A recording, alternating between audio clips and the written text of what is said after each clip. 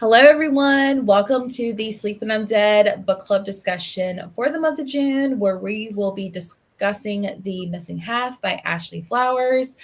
Go ahead and drop your star rating in the chat. We will be saving ours till the very end. But let's go ahead and do some introductions. Sarah, this is your first time on the book club, so go ahead and introduce yourself. Who are you? Your channel? What do you like to read?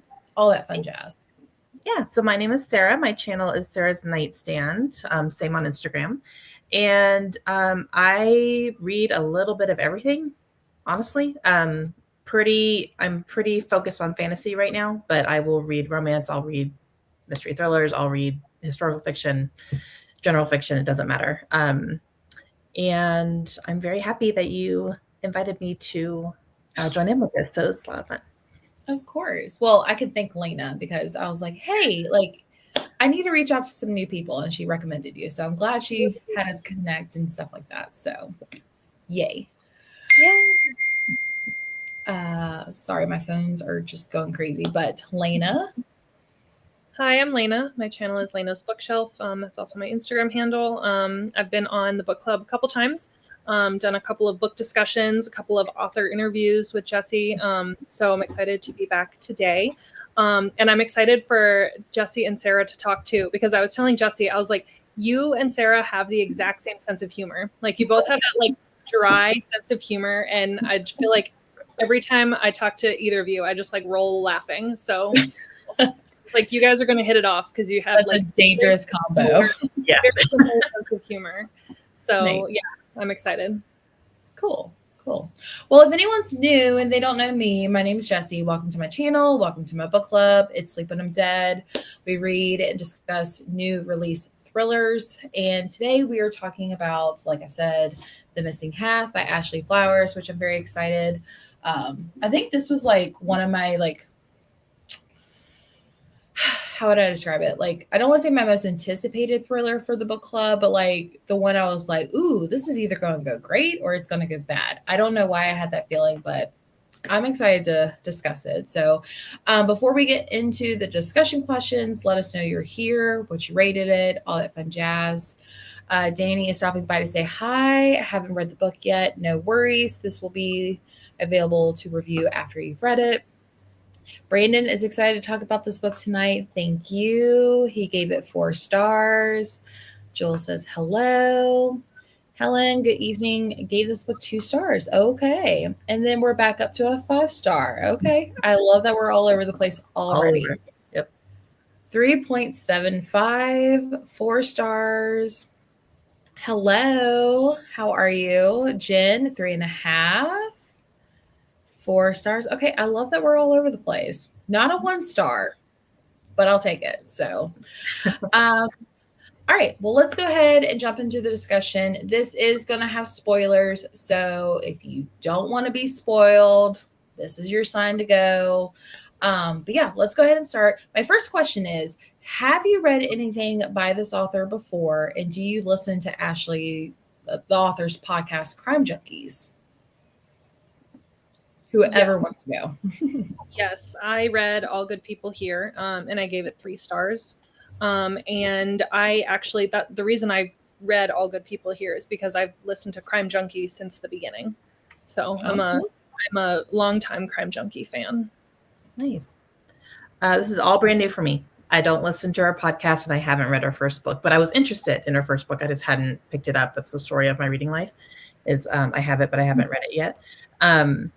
But so I was excited to read this one to see what I thought of her writing overall, to see if I wanted to go back to the first one. So yeah, the first one, it was interesting because it's kind of loosely based on JonBenet Ramsey. It's her take on JonBenet Ramsey. And it's interesting because for years she always said that she would never cover it on the podcast because people would ask her to do it on the podcast. It was the most requested. And she's like, nope, I'm not going to do it. It's been covered so much. There's so much out there. She's like, I will not do the JonBenet Ramsey case unless I can interview somebody from her family. And actually John Ramsey did an interview with her last year. It's on YouTube. But that was after her book came out. So she never covered it, but she wrote a book that's loosely based on it. But then she did end up actually interviewing her dad. So yeah, Very interesting. I do recommend that one. It was 3 stars for like just various reasons, but I still think it's like a good book. It just didn't. Yeah. Certain things didn't work for me, but I still like recommend it. Yeah, I read that one last year. I was actually in the middle of reading it when me and Lena went to go meet Riley Sager for the first time. And that's when I found out it was based on the JonBenet Ramsey case. I was like, oh, yeah, I can kind of see it in a way. I think I gave that one 3 stars as well, probably for the same reasons as Lena. Like, yeah, if you know, you know. Yeah. But I think after talking to Lena about it, because like, let's just say the ending, you're either going to love the ending or you're not going to like the ending, but we talked about it. And so like, it made sense. So that's why I was kind of nervous about this one, because I feel like when that first book came out, people weren't liking it. I waited a while, formed my own opinion. So yeah, I read the other one. I really enjoy it. I recommend it. It's just, again, that ending's kind of interesting. So, but I understand why. I definitely think she did herself a little bit of a disservice, like kind of reimagining such a popular case versus this one. Like, she's from Indiana, and like Crime Junkie started with just Indiana cases. And so I like that she kind of like went back to her roots of like an Indiana case that's not nearly as well known, because you know, people aren't going to have as many opinions going into it. Oh yeah, that reminds me. Is this based on anything? I don't think it is. Well, when I Googled it, it said no. I mean, it's loosely based on like multiple disappearances that have happened over the course of Indian history, but it's not like, you know, it very loosely. I mean, she still came up with all the characters and stuff, but I mean, it had to come from somewhere. Right. I was like, this isn't ringing any bells. So I like Googled it and it said it's not based on anything, but that makes sense if it's just like a general missing persons type of thing. I gotcha. Okay. And moving on to my favorite question, which I was actually struggling to come up with before we went live. But if you had to describe this word only using 3 words, what words would you use? And those who are watching, leave your 3 words in the description, because I want to write these down. So yeah, I'll start with mine since I have it on my iPad right here. I have, oops, that's not the right program. I have secrets, mistrust, and missing. Those are good. I put secretive. So okay. Mysterious and desperate. Those are my words. Nice. I put family, missing, and unreliable. Nice. Reliable.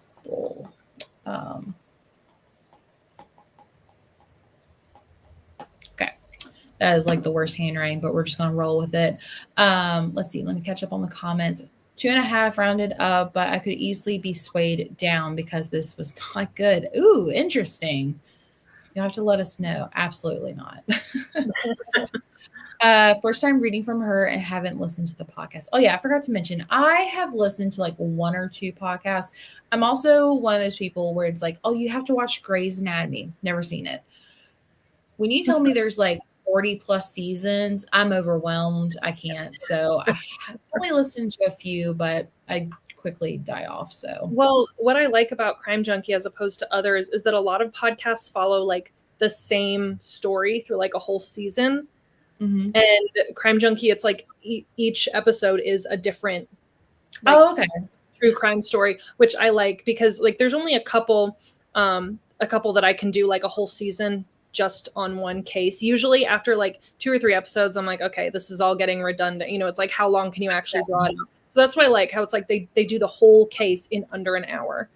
So I might have to give it another shot then. Yeah, you just get like the highlights and then you move on. Interesting. Okay, cool. I'll have to, because I think I went back. I mean, this was years ago.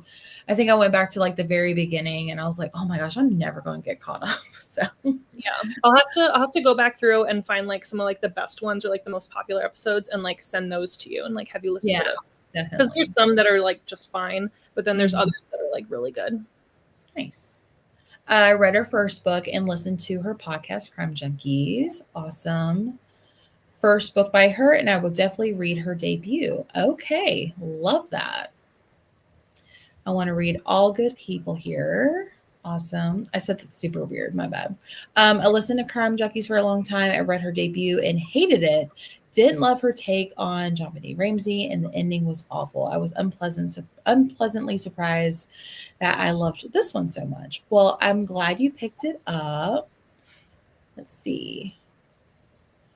Gwen made it in. Hello. And there we go. I rated it 3 to 4. I can't decide. Yeah, well, you'll probably decide at the end of this. Okay, we can help you decide. Hi, I want to say hello. I haven't read the book, so I'm going to bounce. But hi. Hello. Fast-paced, complex, and surprising. I love that. Sorry. Fast-paced. I think it's funny you said fast-paced because I have a funny story about that. It took me like 3 weeks to read that book. But not like in a bad way. So Gwen has her Patreon and she was doing a game, and like one of those stipulations is you have to read a book that's 300 plus pages.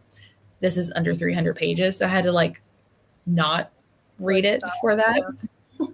So it was my in-between book. But it did take me like 2 to 3 weeks. Unhinged, investigative, and desperate. I love that. Investigate, excuse me. Gripping, emotional, and haunting. Oh, I love that. Gripping and haunting. Let's see. Gwen said grief. I was going to put sisters, but I was like, someone's going to say sisters. I just know it. And then justice. Cool. Or short, sweet, and entertaining. I'll write those down. It definitely gave like popcorn thriller vibes. Yeah. And I love those. Yeah. Okay. If any more pop up, I will add those to the list. Okay. Back to the questions. Okay. How would you describe the pacing? I guess popcorn thriller, we kind of talked about that. And it took me 2 to 3 weeks, not because I wanted it to take that long, but how would y'all describe the pacing? I don't think it was necessarily fast paced, but I felt like enough of the chapters ended on kind of cliffhangers that it kept me wanting to keep going. And I felt that the reveals were spread out nicely. Mm-hmm. It wasn't just like everything all at the end, which I don't like. I like to get reveals a little bit, throughout the book. And I think it did that well. Yeah. Yeah, I would agree with that. I did wish that it was a little bit more fast paced at times. Like, I think, Jesse, I think I was listening to it like, on your sprints, and you kept asking like, oh, like, what's your update? What's your update? And I was like, not much. They're just talking to people. Like, I felt like it was a lot of them just going and talking to people and then going back and talking to the same people. And then, oh no, this person's lying, and this person's lying. And so I felt like it was a lot of just them just aimlessly going around talking to people and not a lot of movement for a while. But then when it did move, like it was good. So I felt like it was either slow paced or fast paced. It wasn't like, yeah, I will say it was about like, oh, let's go talk to this person. Let's go talk to this person. And I also feel like the beginning, I was like, this is not as fast as I would like, but like, I was still invested into the story. So, but yeah, it could have been a little bit faster. One question I had was that, what do you think of authors using true crime as a basis for thrillers? Ashley Winstead used the Idaho. Oh, by the way, I saw that guy is taking a plea bargain. Yep, I saw that today too. I was like, what? Mm-hmm. So that's a big change in tune. Mm-hmm. So yeah. So what's your take on authors using that for stories? I think it's okay. It's interesting when they do it before cases are solved, like Ashley did, but I loved Ashley's book. Like, it's going to be one of my favorites of the year, but I haven't read it yet. It's on my shelf. It's the whole thing. I'm like, she's my favorite. But I love her. I think it's interesting to see their takes on things when it's not, we don't know all the information. Or sometimes we'll never know all the information in some cases, I guess, even if they're cold cases. But I think it's interesting to see a different take on something that so many people know so much about, because everything's so much in the media. And I just take it for entertainment. I don't take it super seriously. Yeah. Yeah, I agree. Yeah, I do think that it's probably a little bit different when it's like a cold case, like JonBenet Ramsey. We'll probably never know what happened because the mom is dead and the mom knew what happened because the mom did it. Anyway. Anyway. So, yeah, but other than that, I mean, I enjoy serial killer stories. So, I mean, and I love, like, I loved You, like being in the head of a serial killer. So I feel like I enjoy things like that because it's like, it's a different, it's a different take on things. Or like, yeah, Bright Young Women, is the same one, like the same way, where it's like, you kind of, it's not sensationalizing it, but it's also like, it's a fun entertainment story. I need to read that. I keep very good, like not getting to that one. So, yeah, kind of like both of y'all. Like, I read for entertainment, and like, I mean, I didn't even know All Good People Here was based on that. But then, like, once I was like, oh yeah, like I can kind of see that, yeah. But I still think like I would have never caught on if no one mentioned that. So as long as it's done well and not to like, I don't want it to be a carbon copy of it. Right. Yeah. Carbon copy or persuade you to think one way or the other. Yeah. So, let's see. Jules said, I thought it was a slower start, but it picked back up. Might help if I actually click on the comment. My bad. I felt like it was a pretty steady for the whole book, but the ending felt a little too quick in my opinion. I could see that. It was done tastefully and Bright Young Women here. It was too soon and too bastardized for monetization purposes, and it reads as a tacky end. Gotcha. Yeah, I can see that. It was really good. Yeah, I think I'm still gonna try to pick it up and form my own opinion on it. Okay, moving on. What did you think of Nick and Casey's relationships, and what feelings about sisterhood did this novel bring out? So I think it's interesting because part of it's like kind of that how far would you go for your family type of thing, which I love. But at the same time, I don't know that Casey's actions were entirely selfless.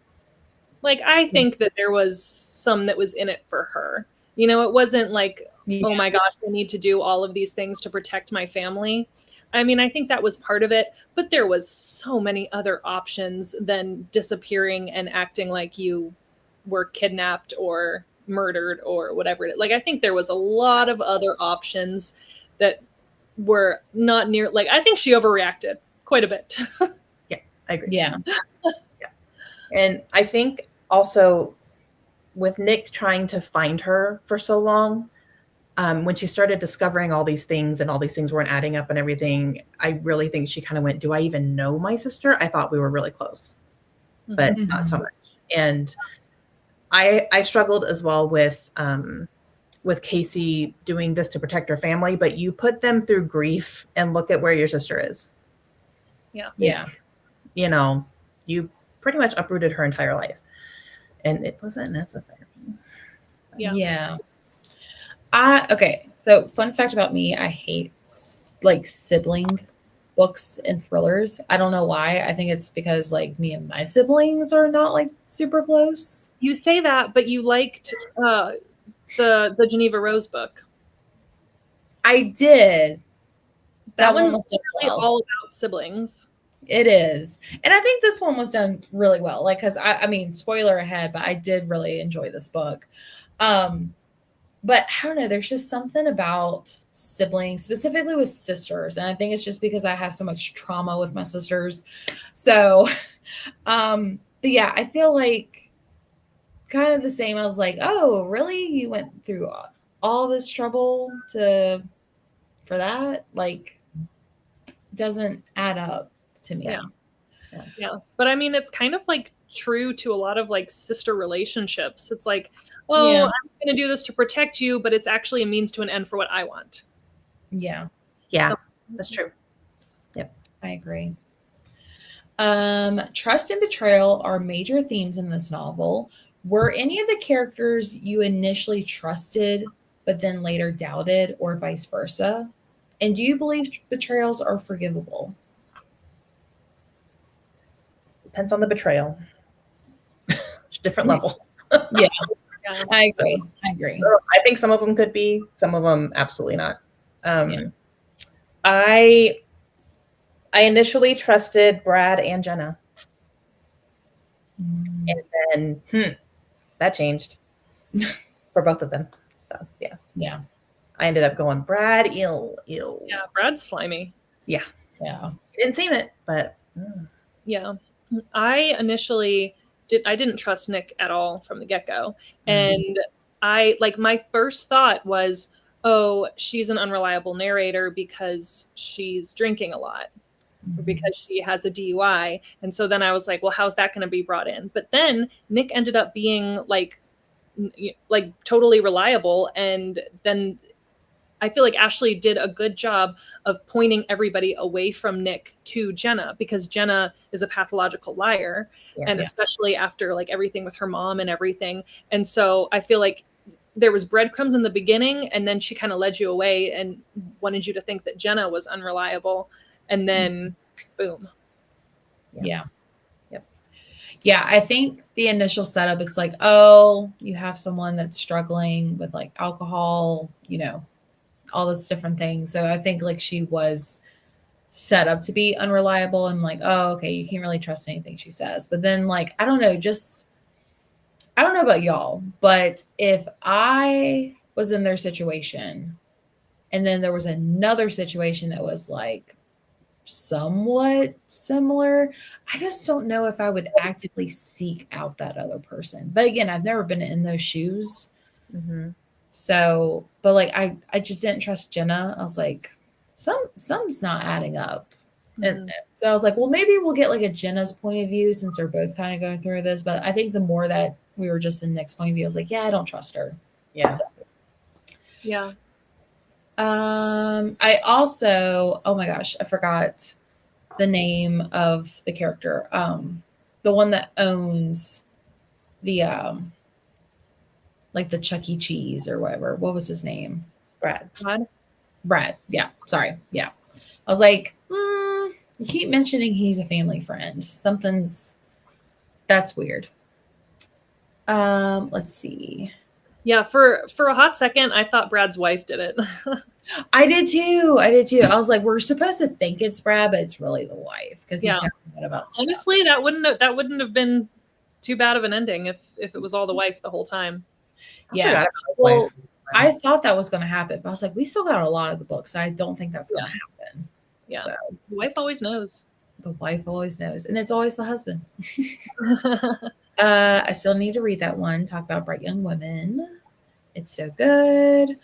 I almost wondered if Casey lied about Nick being the cause of Jules' death, to place the blame on her. I mean, honestly, she probably could have, because Nick doesn't remember anything. So yeah, which I still think is convenient. Yeah, I always think that's convenient. We'd be like, wow, I don't remember anything. Really? Yeah. Jules didn't trust anyone. Totally depends on what the betrayal is. I also trusted Jenna from the start. Always thought Brad was a little sneaky or sketchy, excuse me. I never trust anyone in these books. I mean, fair. Probably good philosophy there. Okay, moving on. How would you describe the difference between Nick and Jenna's process of the difference between Nick's process of the grief and Jenna's process of the grief? I feel like Jenna processes grief similar to me in that they have to keep doing something. Like they have to be taking actions and trying to do, it's like they can't just sit and grieve. Like they have to be doing something and they have to be figuring something out. Like I feel like that's me. Like I can't just sit and be sad. I'm like, I have to figure it out. I have to know what happened. Whereas Nick did a lot more of the just kind of like the textbook grieving, I feel like. But I think that they also became a little bit like trauma bonded because of their family experiences. Like they're both their family situations, and the way they like dealt with grief with their family was very similar and like not supportive at all. So I mean, it's understandable that they became so close to each other so quick because of their like similar situations, but also the way their families basically like neglected them after that. Yeah, I feel like Nick seemed like she just wanted to forget and just move on almost. And by forget, stay, like keep it from her mind. But Jenna wanted closure, I think. Yeah. More than wanting to find out what happened, I think she just wanted closure and to put it, Yeah. Yeah. Do you think that Jenna knew all along and that's why she befriended Nick? Or do you think that all that revealed itself later? Because that's what I was thinking about, because like everybody kept saying she was a pathological liar. So like maybe she knew from the get-go and was just, kind of following along. Oh yeah, let's interview this person, just trying to get close to her.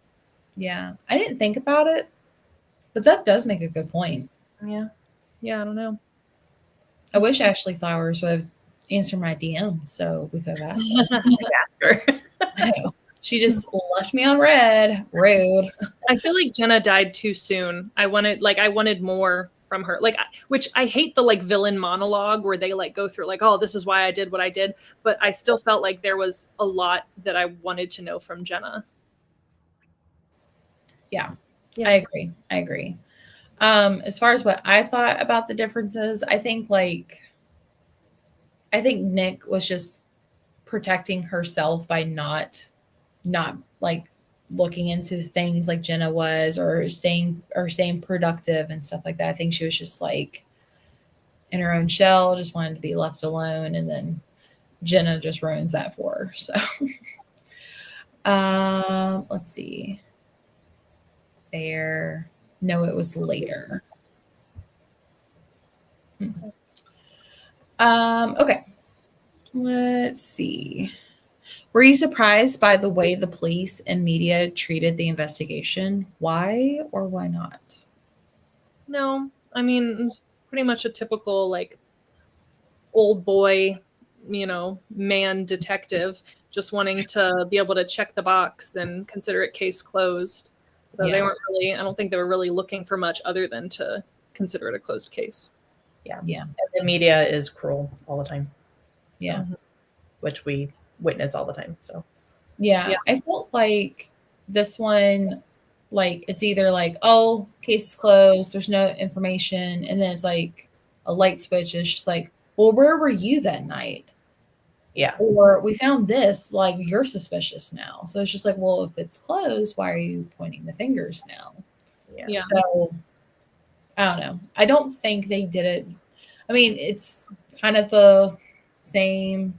I also feel like going back to the media, like because Jules went missing first, I believe, and then Casey went missing, and because Casey was like the all-American girl, I think like that just got more attention versus the other one, which no, Casey went missing first. Which is why Jules didn't get like any screen time, because everybody was so focused on Casey as the all-American or whatever.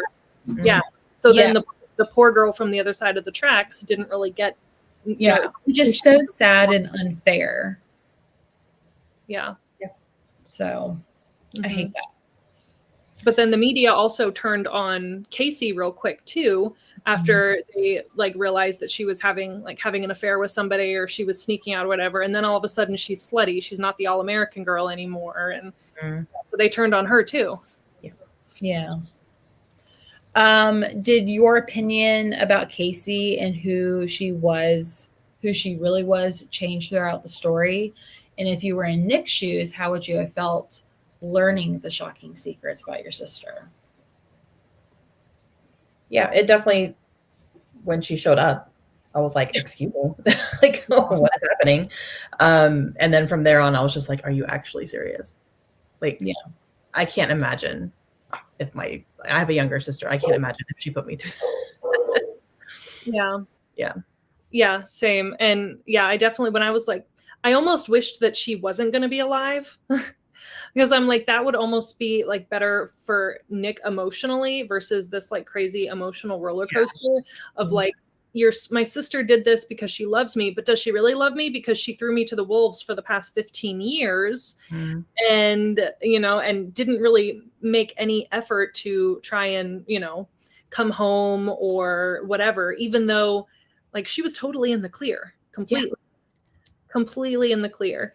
So that's why I'm like, my opinion of her changed because I feel like she went from being a victim to being like almost the villain. Yeah. Completely agree. Yep. Same. Also, like, show of hands, who thought she was dead or never going to show up? Because I was like, oh, Yeah. I was like, oh, you're alive. Okay, this is interesting. And doing well. Yeah, doing well. So happy for you. Everyone here is grieving. Your sister's an alcoholic, and you're over here just living your best life. Yeah. I thought it was more likely that Jules was alive. Yeah. That's what I would have rather been the case. Yeah. I agree.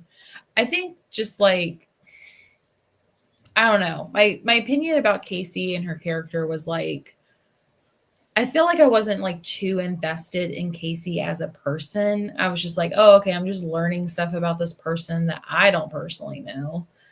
And then, yeah, I felt very neutral, but like also like her reasoning behind everything. I was just like, really?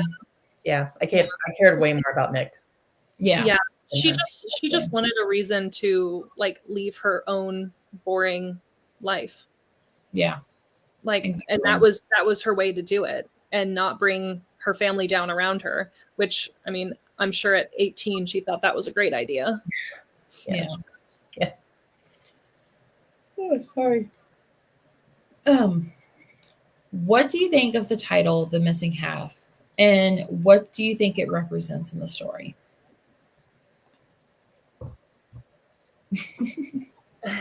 I think that if they were twins, The Missing Half would have been more of a title that sticks. But like I think that as sisters, they weren't even as close as I think they were a lot less close than they thought they were on both ends. And even like listening to some of the things like that last summer, she didn't want to hang out with her and everything. And then just I feel like continually through the story, Nick just kept realizing that she knew less and less and less about her sister. And so I don't know, it almost like the title is almost sad to me because it's like it was Nick's missing half, but the problem is it wasn't like that on Casey's end. Like Casey didn't feel like she was missing half of herself. Yeah. Because I wrote that down. I wrote sisterhood and then I was like, but the way the story unfolds, like they weren't really like, they didn't really bond as sisters that great, especially the older they got. So yeah. It's right. an interesting title. Yeah. And it's also kind of hard too being the younger. So like I'm the youngest of 5. And it's like, I know growing up, like my siblings treated me terribly. And I'm like, they're just playing with me. Like, this is great. You know, it's like, doesn't matter that they're like shoving you into doors. You know, you're like, wow, you're giving me attention. This is great. I love you so much. And you just like love them unconditionally, no matter what. And then later in life, you're like, actually, that was kind of crappy of you to do. Yeah. Yeah. I think like there was just so many like passages or like poems or song lyrics about like two halves, like missing halves, things like this. I was like, okay, so like I get that. But like you said, like the sisters weren't as close as they really thought. And I didn't realize, like I knew this, but I didn't like think of it too much. But like, you're right. Casey didn't really feel like she lost herself, a part of herself. So, which is sad because it feels like that sister relationship was one-sided. Yeah, I agree. It made it hard to be invested. Gwen said, even if they weren't close, I think they didn't feel complete without them, maybe. I feel like that's how Nick thought, but like I feel like Casey did not. Although I feel like she says she was, but like not really. I don't know. Like trust All her. I can say is I can think of plenty of people who would help me hide a body. And to think that like that one of those people may not be my own sister, like excuse me? Right. No, my sister would be there like hand me a shovel. Yeah. Mine too. I'll meet you at Home Depot. You grab a carb, I'll grab a shuffle. Yeah. So what strengths do you think this book had and what weaknesses? I think like the family pull was strong, like looking at like the different dynamics of the sister relationship and how invested Nick was in the relationship versus what we find out later from Casey, and then similarly like Jenna and Jules's relationship. But I think a weakness was the pacing, just being kind of so all over the place. And the ending, I mean, we'll talk about this later when we talk about the ending, but I felt like the ending was a little bit too tied up in a nice, neat little bow, and I don't like that. But then Gwen posted the pictures of the final, like the extra chapter, like the epilogue. To read that from the Target version, and honestly, it made it go up a star for me. When I read that like epilogue in the Target edition, I was like, this is exactly what I wanted out of the ending of this book. Interesting. So it's in the Discord. So go in the Discord and read them. Gwen posted pictures of all the pages of that epilogue. Okay. But I'm like, why isn't that in all of them? It's only in the Target. And literally it made me go up a star when I read that epilogue. Yeah, I'm gonna have to reread this. Or I never even read it, so I completely forgot she did that. I think it's because it took me, over 2 weeks to finish this book. So, yeah. Now that I know that's a weakness, is that wasn't in my copy of the book. Okay, yeah. Same. That's yeah, more like shock factor at the end. Yeah, exactly. I agree. The pacing was all over the place. And like you were saying before, when the reveals were there, they were really good, but sometimes it took, a long time to get to a reveal. And I'm trying to figure out if that's just more realistic, because these are just two girls. They can only find out so much. And so it does take, talking to people and getting people who can do things to actually agree to do them. So I don't know. I know this may sound weird, but I really liked the small town, like everyone knows everyone type of deal. Yeah.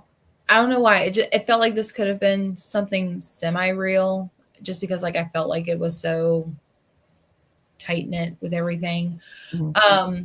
Weaknesses, I'd say the epilogue that I need to go back and read.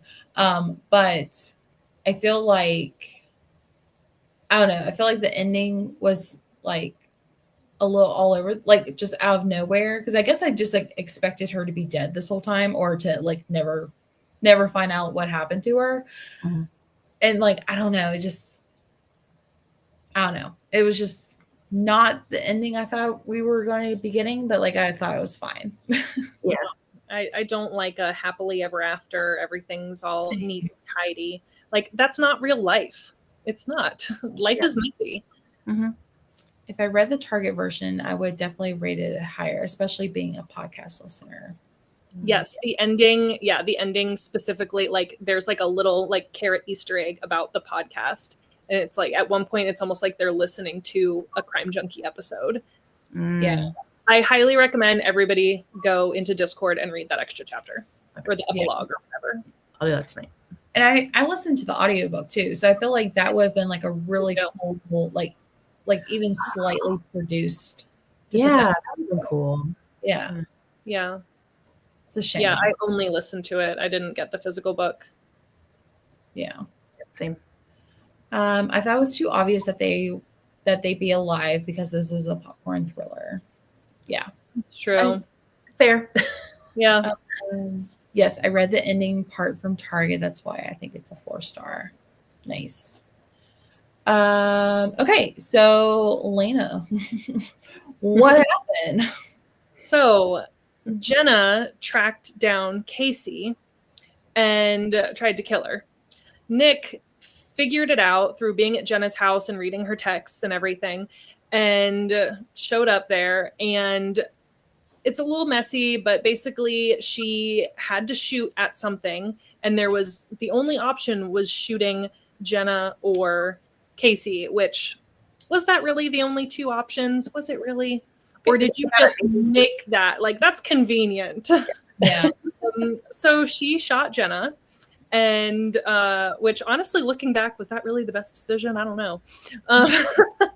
And then Nick then learns that her sister helped hide Jules's body and then left town and hid. And the reason that she hid Jules's body is because Nick was actually the one who hit Jules with her car because she was so drunk and went home to her sister and cried to her, and her sister helped her to get rid of Jules's body. And then she disappeared like a week later or something. Like she was just kind of like a recluse for a week, and then she disappears. I guess after she realized that Nick didn't learn anything or didn't remember anything. So she's probably thinking, okay, this is my out because my sister doesn't remember anything. And yeah, and basically just staged it to make it look like they were both kidnapped in the same manner. So then in the ending, basically Nick's like, I want to be with you. So she basically starts arranging her life and saving up money and everything to disappear with her sister. And that's where the book ends. Like, oh, we live happily ever after. Wah. And I was like, no, 3-star. And then Gwen posted that extra epilogue, and I read it, and I was like, yes. And I gave it 4 stars. So it was a 3-star before that extra epilogue. And then the extra one, and I don't want to spoil it for anybody, so I'm not going to tell you what happens in the epilogue because you all need to go read it. Yeah. And then everybody's going to raise it a star. Yep. I'm excited. I knew I needed to read that, but I just kept forgetting about that. So what did everyone think about the twists or reveals? Did you have any predictions? Were they right? Were they wrong? I never predicted that Casey was alive. And I'm trying to go into my books now without making predictions if I can, because sometimes it can ruin the experience for me. Because if I figure it out, then I'm just mad that I figured it out. So I kind of just try to let the book tell me what's happening without thinking about it too much. But yeah, no, it never crossed my mind that she would be alive. I thought they would figure out what happened to her and they would all that. But I'd never predicted all that craziness. Yeah. So. Yeah, I definitely thought that either Casey or Jules, like, they had something to do with the other person. Like, I thought that, but I wasn't sure, I wasn't sure how, but I thought that either one killed the other or they were together or something. I just wasn't sure how, but I mean, it kept me interested enough that I wasn't like sitting there. Like sometimes with thrillers, if I'm like bored, then I start just thinking and theorizing. And then I'm like, well, my idea would have been better than what actually happened, but it's like, I never felt like I had a chance to do that because it was just like, it was quick. I don't know that I'll think about it for years to come, but it was enough to keep me interested to where I wasn't even trying to think about other theories. Yeah. I feel like because Casey was alive, I feel like that got kind of like a shock value out of me, but like, I don't feel like it was an amazing twist. I was like, oh, I didn't think she was alive at all. So I feel like it was shocking, but not like crazy shocking as well. I thought it was either Brad's wife, like we mentioned before, or I thought Jenna was not really Jenna. Oh, like maybe Jenna was Jules or something? That, or it was just someone somehow connected to Casey. Yeah. Just somehow. But I try not to theorize either, but like also like I'm like, okay, this seems a little convenient too. Like if the signs are there, I can't stop but looking at them. So yeah. So like I thought the twist, I thought it was good. I felt like it was just a little it was good, but not that good in a way. Mm-hmm. Yeah. Yeah. It was a popcorn thriller. I mean, yeah, like seems like a very average popcorn thriller. So, yep. Okay, so who would you cast to play in The Missing Half if it was made into a show or a movie? All right. I'm not good at this one, but I always have a hard time with these. But I see Nick as Amber Tamblyn. Okay. It's like from like I'm thinking Amber Tamblyn from like Sisterhood of the Traveling Pants. Like that's what I'm thinking. Like just the kind of like emo scene goth chick kind of just kind of like going through the motions. And then I picture Casey as Rachel Weisz. Okay. So those are the only two that that's as far as I got. Because honestly, like Jenna to me was just a very average character. So I'm like, I don't even know. Like it would just have to be just an average nobody person, I imagine. I don't know. Yeah. I usually fan cast in my head when I'm reading if the characters are described really well. Like, blonde hair, blah, blah. Usually I can kind of pick a celebrity in my mind. This one I didn't really, but I did pick Anna Kendrick for Nick. Because she can play like a dark, like a troubled person really well. Yeah, kind of that's, yeah. Yeah. I see that. And then for Jenna, I picked Joey King. I don't know. Oh, yeah. I don't know why. I just so for me, for Nick, I picked Mila Kunis. I don't know why. I think because she played in this one movie where she was like, I never watched the movie, but she was either like an alcoholic or she was into drugs and like just that rough character. I feel like I can see her having that like rough life after her sister and like dealing with everything. And then I also pictured Amanda Seyfried as Jenna. Oh, I could see that. Yeah, I can see that. Yeah, I thought those two would play well together. Okay. Before we get into our star ratings, do you have any book recommendations based on this book, whether people liked it or did not like the book? Yes, this is my favorite question.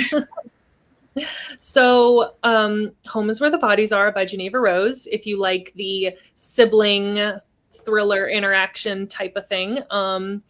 Local Woman Missing by Mary Kubica is like the, pretty typical somebody's missing and you're trying to find her. Same thing with All the Missing Girls by Megan Miranda. Both of those are pretty similar with the, there's a woman missing.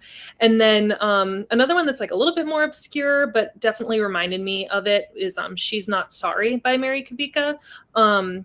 Because that's more of like a woman's in a coma and you're trying to figure out, like, nobody knows who she is, but it has a lot of really strong family ties. So that one's probably more obscure, but I would say probably the most similar would be Home is Where the Bodies Are or Local Women Missing. What was the other one you talked about? Not She's Not Sorry, the other one. All the Missing Girls by Megan Miranda. I'm writing these down. All the Missing Girls is like very similar in the like kind of small town type of vibe. Cool. 2 of those are on my shelf. So nice. There we go. I have 2. So one that I think can be a little bit similar, but if you want to go a little bit darker, is Pretty Girls by Karen Slaughter. Because that main character did have a sister that went missing like a long time ago.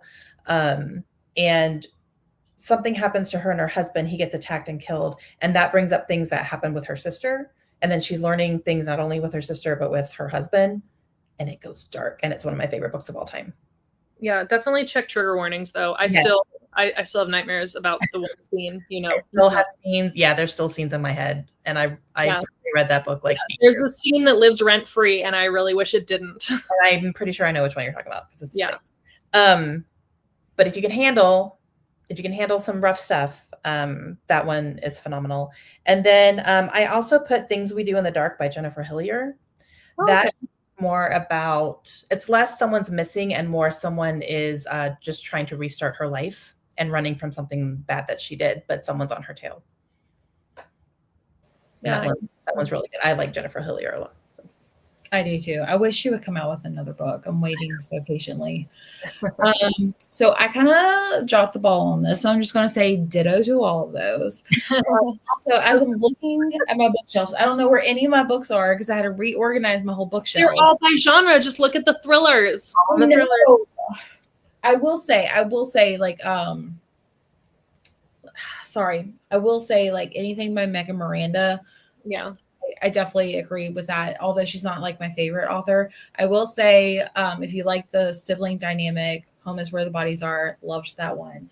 I will also say, I feel like What Lies in the Woods, for some reason, that's giving me the similar vibe. I also feel like that book was very loosely based on a true crime. I won't say which one. So, and there was another one that I saw over here. Oh my gosh, it was right there. Oh, I'm thinking like Only If You're Lucky by Stacey Wilmingham. I don't know why. I think it's just because of the younger dynamic, something happened. Yeah. Where the kid went missing, right? No. Yes. Oh, no, that's the college one. Only If You're Lucky. Only If You're Lucky is the college one. Yeah. Yeah. It was the college one. I just feel like. Oh, I was the co-host for that one. Whoops. Well, I hosted it too. So. I don't remember it. Oh, so yeah, I would say like Stacey Wilmingham if you like kind of the writing style. And I would also say All Good People Here. If you liked this one, maybe give that one another shot as well. But lastly, what is your final star rating of the book? I gave it 4 without the epilogue. So I gave it 3 before the epilogue. Yeah, I don't think an epilogue would probably bump it up for me just based on the entire book itself, but I enjoyed it. It kept me interested. I read through it really quickly because I listened, and I think I read it in like 2 days. So yeah, it kept me invested the entire time, which says something. So are you giving it a 4 with the epilogue, Lena? Yeah, I gave it a 3, and then I read the epilogue, and I was like, "Ooh, that's good." So I gave it a 4. Yep. Yeah. Endings for me make or break a book. They really do. Yeah.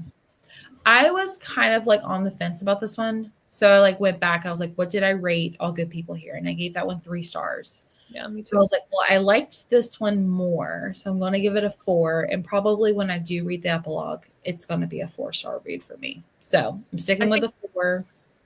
I think you're going to like the epilogue too. Nice. Can't wait. I'll probably get to that right before I start reading, before I go to bed. So Brandon said he is sticking with a 4. Love that for you. And then Jen said, thanks for all the book recommendations. But yeah, that was it. That was all of The Missing Half by Ashley Flowers. So thank you all for joining us tonight. Thank you, ladies, for being my co-hosts. It's still June technically, but next month, which starts tomorrow, we are going to be reading With a Vengeance by Riley Sager. My co-host is going to be Gwen from the channel Gwendolyn Kinsinger. She's been on for quite a bit. Our live show is the last Monday of the month. It's July 28th, 8 p.m. Eastern. The Discord has all the chapter by chapter breakdowns, more information. So definitely go check that out. And I have Lena and Sarah's channels linked down below. So make sure you go give them a follow if you haven't already. And yeah, thank you guys for being my co-host. And I'll go ahead and end the stream here, and we'll see you guys in the next one. Bye. Bye.